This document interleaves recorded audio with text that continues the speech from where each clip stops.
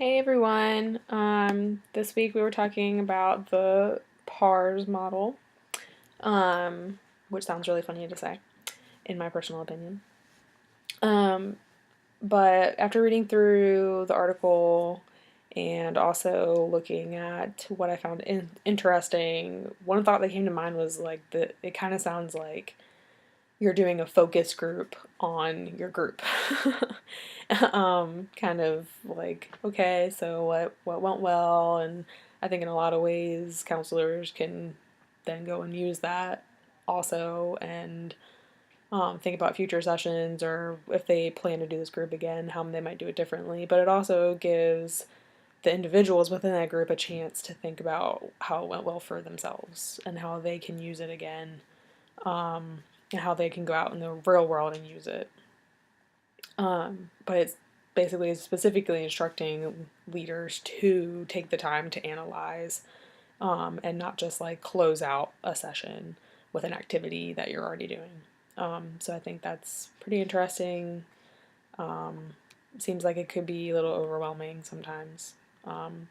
But in my own work, in the future, mostly because I'm not quite doing this yet, thinking about when I'm doing family therapy with eating disorder patients, emotions tend to get very high. A lot is said in family sessions, a lot comes out, a lot is revealed, and it can be really overwhelming. And to just leave that session and act like just talking about it was enough would be pretty irresponsible, on the part of the counselor, so, and leader of the group. So thinking about using this model in those situations to be like, okay, bringing the family back together now, like let's talk about what happened, like let's put the pieces back together, kind of, and let's see how we're going to then take this information and go home with it.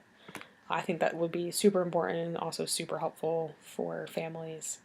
But to make it a little bit more specific to my population, we talk a lot about, with eating disorders, we talk a lot about externalizing the eating disorder from the patient. So basically, what that means is we talk about, specifically for parents who are having a hard time understanding this psychological factor within their child, which is the population I work with is children and adolescents.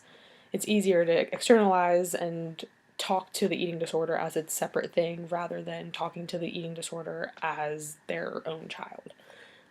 So seeing them as two separate, the child and the eating disorder as two separate kind of like beings almost. So nobody really feels like targeted or punished or anything, or blame isn't placed. So kind of treating that as another group member, I think would be what I would probably do, or at least try, experiment with a little bit.